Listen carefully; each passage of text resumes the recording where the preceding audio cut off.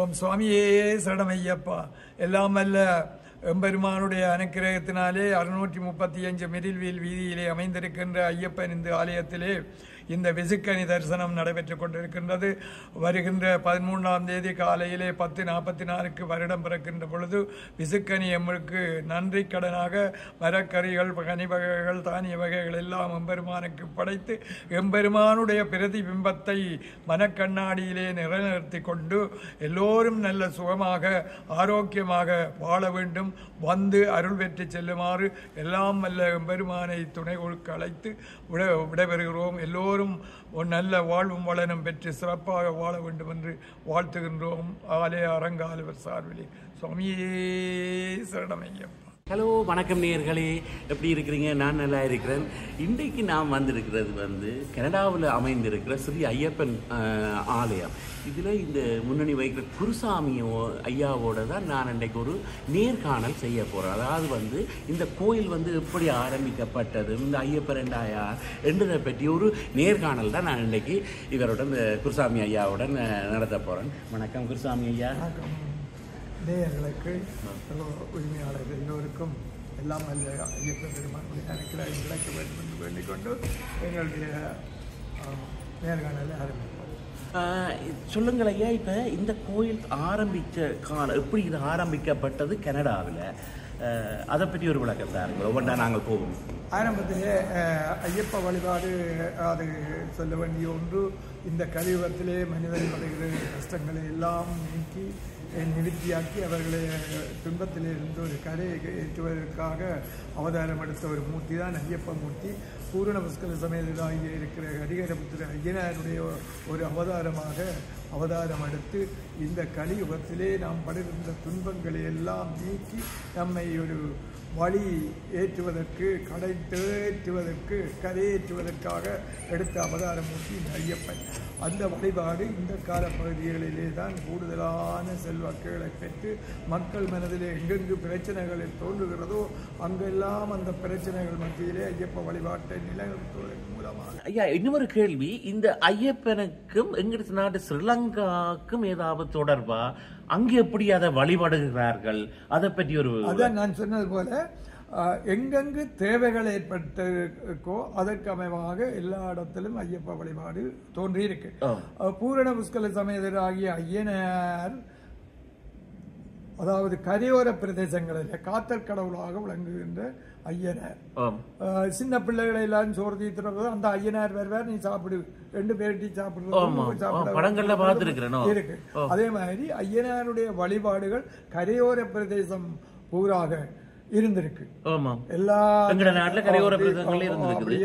கரையோர பகுதிகளிலும் ஐயனார் வழிபாடு இருக்கு, சில நாடுகளிலும் இருந்திருக்கு. ஏன்னு சொன்னால் ஐயனார் காத்தல் கடவுளாக இருக்கிறவர். ஆகவே அந்த காத்தல் கடவுள் கரையோரங்கள்ல இருந்து காத்தல் கடவுளை வச்சு வழிபட்டிருக்கிறார்.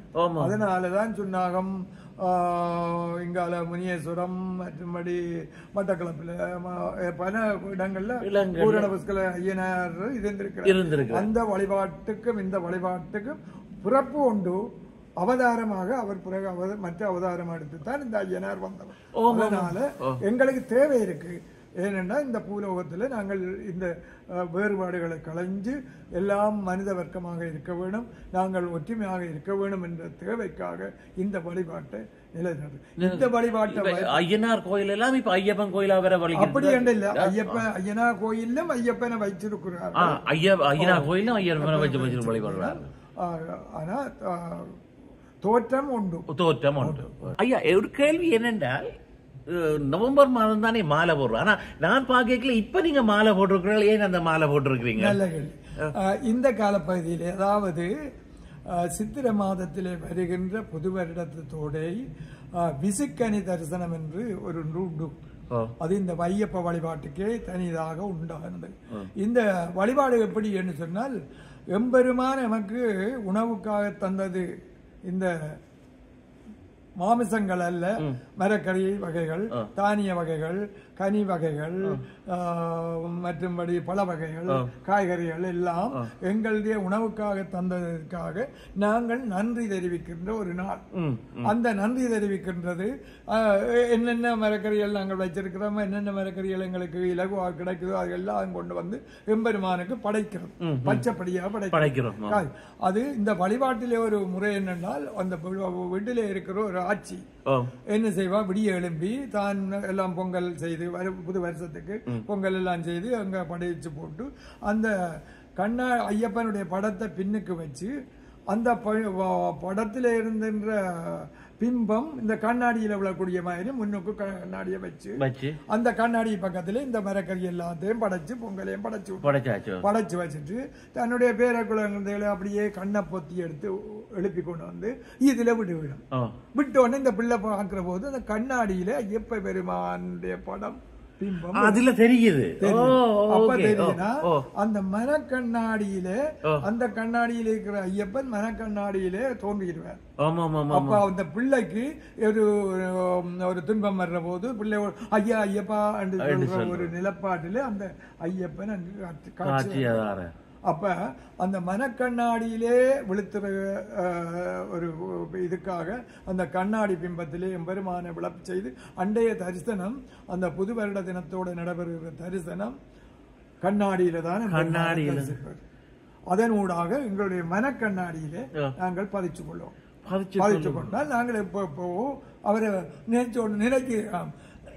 நாங்கள் உங்களை நாங்கள் கண்டு கழிச்சிட்டோம்னு சொன்னா நாளைக்கு ஒரு ஆள் இன்னாரு சிவபிரகாசம் இன்னாருன்னா அன்றைக்கு இப்படி வந்தார், இப்படி இருக்கு இந்த மாதிரி சட்டை போட்டு அது மாதிரி அவர் தன்னுடைய துன்பம் வருகிற போது ஐயப்பனை நினைச்சுக்கொள்றார். அந்த வழிபாடு இந்த விசுக்கனி தரிசனம். விசுக்கனி தரிசனம். ஓகே, இப்ப அதுக்கு தான் இந்த புது வருடத்துக்கும் மாலை போடுறதுக்கும் விசுக்கனி இதுக்கும் இடைப்பட்ட சம்பந்தம்.